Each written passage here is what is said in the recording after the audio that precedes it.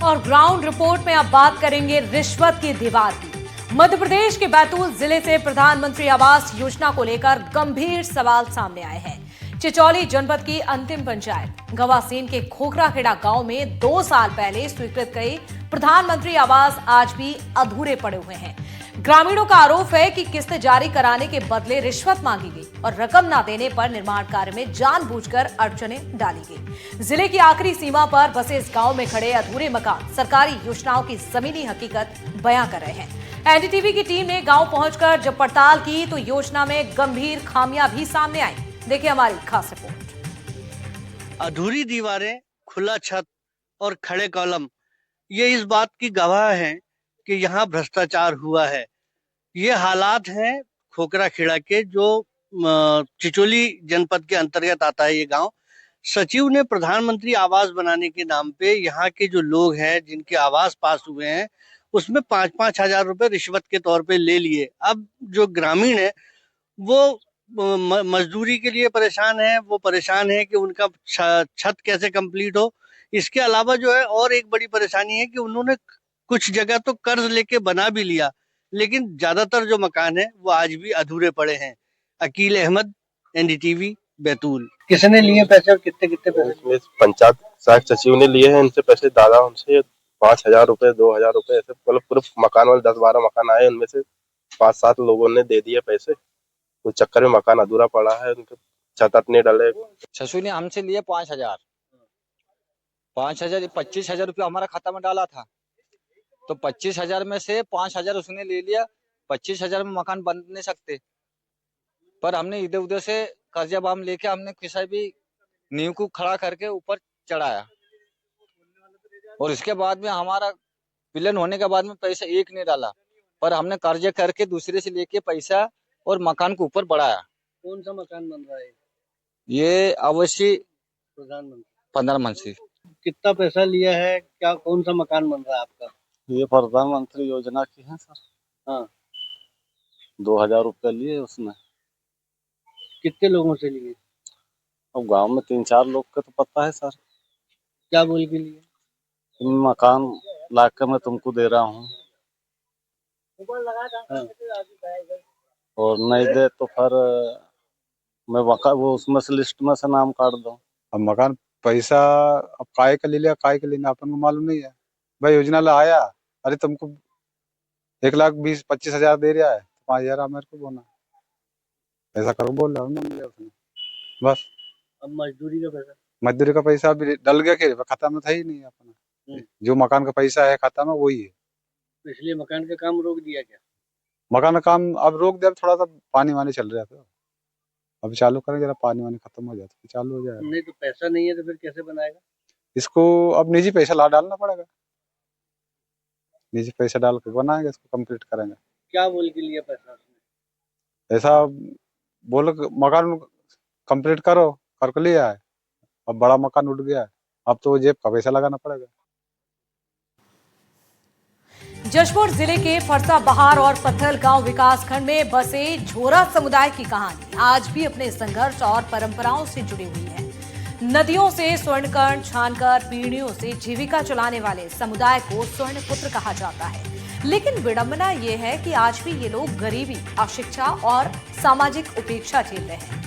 दलालों और आधुनिकता के दबाव में पारंपरिक व्यवसाय भी संकट में है। इसके साथ ही झोरा समुदाय अपने अस्तित्व, पहचान और सम्मान की लड़ाई लड़ रहा है। देखें इस चमकते स्वर्ण के पीछे छिपी जीवन संघर्ष की कहानी हमारी इस रिपोर्ट में। झोरा जनजाति के लोग हैं जो नदी से अपना सोना निकालने का काम करते हैं। हमारे साथ कुछ लोग हैं, उनसे बात करते हैं आखिर सोना निकालने की प्रक्रिया क्या है, कैसे बेचते हैं और कैसे अपना जीविकोपार्जन करते हैं। हमारे साथ कुछ महिलाएं, उनसे बात करते हैं। जी क्या नाम है आपका? ममती। एक कैसे सोना निकालते हैं आप लोग, क्या प्रक्रिया है इसकी? नदी से निकालते हैं, मिट्टी से। हाँ, कैसे करते हैं? ऐसे निकालते हैं। हाँ। एक दिन में कितना सोना निकाल लेते हैं? एक दिन में कितना निकालेंगे? मिलेगा तो 600, नहीं मिलेगा तो नहीं मिलेगा।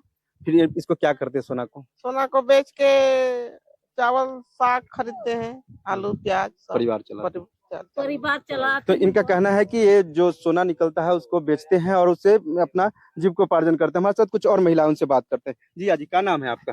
सुमनी कैसे कैसे सोना निकालते हैं आप लोग? माटी के कोड़ कर ईसन माटी के कोड़ कर बालू के ईसन कर बहरा थी और बाला सब के फेंक देती। तो बाद में सोना गुस्सा ईसन फारा है वैसे से के दूसरा है यदि यहाँ ओहरा देती यदि छोटे फारा हैं। देखिए तो ये झुरा जनजाति के लोग हैं जो वर्षों से अपना जो इनका धरोहर है, जो काम है वो करते आ रहे हैं। इनका मानना है कि जो नदी नाले से सोना निकलता है और उसको ये अपने चाल कर इनसे सोना निकालते हैं और जो बगल की दुकान है उसमें सोने की दुकान में बेचते हैं। इनसे 600-700 किसी से 800 रुपया इन लोग कमाते हैं। इनका जीविकोपार्जन इसी से चलता है। अब देखने वाली बात हो कि ये जो परंपरा है इनका चलते आ रहा है वो चलते रहेगा या विलुप्त हो जाएगा। जसपुर से एनडीटीवी के लिए अभिषेक शुक्ला। फरसा बाहर कर है कि सोना झोल थी हमें माटी के खोदल कर सोना के बहरा थी और एक दिन में 600 काम करते ही हो। और ये सोना को कहाँ बेचते हैं? कहाँ बेचते हैं? यहाँ फरसा बाहर में बेचते हैं। तबकरा सेट इसी से आपका परिवार चलता है? परिवार चलाते ही। हाँ हम लोग फरसाबार से आए हैं सोना कमाने के लिए। सोना निकालते हैं हम लोग और बेचते हैं और मजदूरी भी करते हैं हम लोग। एक दिन में कितने का सोना निकालते हैं? एक दिन में 500-600 का निकालते हैं और कभी 200-300 का भी निकलता है। इसको कहाँ बेचते हैं? इसको कोई महाजन आता है तो उसके पास देते हैं। क्या तुम्हारे जात में ये काम कब से करा था पता? तो हम लोग झोरा जाती हैं, हम लोग बहुत दिन से करते हैं। जो हम लोग का आजादी तक करते हैं। झोलते हैं 600-500 मिट्टी से सोना निकालते हैं। कब से निकालते हैं? 2 हफ्ता। इसको कहाँ बेचते हैं हम लोग? फरसे से बाहर। कितना मिलता है? एक धान एक खड़सी। ये तो और लोगों उससे आपका परिवार चलता है? हाँ चलता है परिवार। हम लोग सोना निकालते हैं, वो फरसा बाहर के हैं और यहाँ सोना निकालने आए हैं नदी में और हम लोग का परिवार इसी में चलता है। हाँ। एक दिन में कितना का सोना निकाल लेते? एक दिन में 600 का निकालते हैं। फिर कैसे करते हैं इसको? इसको बेचते हैं फिर परिवार चलाते हैं। कब से करते आ रहे हैं ये काम? बचपन से हम लोग का धंधा है। ये बालू में सोना निकलता है? हाँ बालू में सोना निकलता है, मिट्टी में सोना रहता है, उसी को धोते हैं। कैसे करते हैं इसको ऐसे ऐसे करते हैं। ये तो आप लोग कितने दिन से यहाँ हैं? आप लोग हैं? हम लोग तो कल आए हैं। अब ग्राउंड रिपोर्ट में आगे बढ़ेंगे और बात करेंगे धान सप्लाई में जिस तरह से गड़बड़ी का मामला सामने आया है। बेमेतरा जिले के साजा ब्लॉक के अंतर्गत आने वाले गाड़ाढी धान खरीदी केंद्र पर मिलर्स धान उठाने के लिए पहुंचे तो उसे कंकड़ और पुराना अमानक धान मिला, जिसकी उसने शिकायत जिला प्रशासन से भी की। जिसके बाद जिला प्रशासन की टीम मौके पर पहुंची और 5 बड़े स्टॉक की जांच की गई तो इसमें पाया गया कि धान में बड़े पैमाने पर गड़बड़ी हुई है। आरोप है कि अधिकारी और कर्मचारियों की मिलीभगत से धान खरीदी केंद्रों पर पुराने धान को नए धान के साथ मिक्स किया गया था। इसके अलावा इसमें अत्यधिक नमी और मिट्टी कंकड़ भी मिला दिए गए। जांच टीम ने 5 बड़े स्टॉक में गड़बड़ी पाए जाने के बाद 10,000 बोरी धान को जब्त कर उसके परिवहन पर रोक लगा दी है। केंद्र सरकार की महत्वपूर्ण योजना धान खरीदी को लेकर लगातार बेमेतरा जिले में शिकायतों का दौर जारी है। अधिकारी कर्मचारियों के ऊपर गंभीर आरोप स्थानीय स्तर पर लग रहे हैं और एक नहीं कई सोसाइटियों में।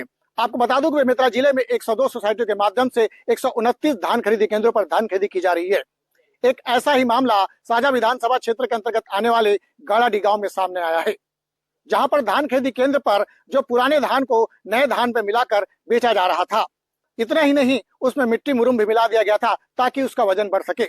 इसकी शिकायत जिला स्तर पर की गई। जिला स्तर की टीम जब मौके पर पहुंची तो जब स्टेक की जांच की तो वास्तविक चीज का पता चला। पुराने धान को नए धान में मिलाकर स्टेक में लगा दिया गया था, जिसके बाद 4 स्टेक को जिला प्रशासन की ओर से रोक लगा दिया गया है और लगभग 10,000 जो है बोरे के बारदाने यानी धान से भरे हुए बोरे हैं उस पर रोक लगा दी गई है और इसके परिवहन पर भी पूरी तरह से रोक लगा दी गई है। लेकिन अब सवाल खड़े ये होते हैं कि अधिकारियों की मिलीभगत से ही ये पूरा कार्य हो रहा है तो आखिर जांच कौन करेगा। एनडीटीवी के लिए बेमेतरा से सुजीत शर्मा। देखिए, हमको 2-3 केंद्रों के बारे में हमको शिकायत प्राप्त हुई थी। इसमें फिर आज हमारी फूड की टीम विद ओआईसी जो नोडल है हमारे, उनके साथ जॉइंटली इस सेंटर का निरीक्षण किया गया है और उसमें अमानक धान की खरीदी केंद्र प्रभारी द्वारा की गई है, ऐसा हमारे प्रारंभिक रूप से हमको इसमें पता चला है। और जो खरीदी केंद्र का जो प्रभारी है उसके विरुद्ध कार्रवाई करने के लिए हमने प्रोसेस शुरू कर लिया है और बाकी फिर विधिवत उसमें हम लोग आगे बढ़ेंगे।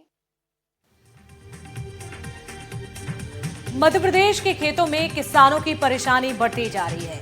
दिन में तेज धूप और रात में गिरते तापमान के इस मौसमी उतार चढ़ाव ने रबी सीजन की फसलों को कीट और रोगों की चपेट में ला दिया है। गेहूं, चना और सरसों की फसलें जहां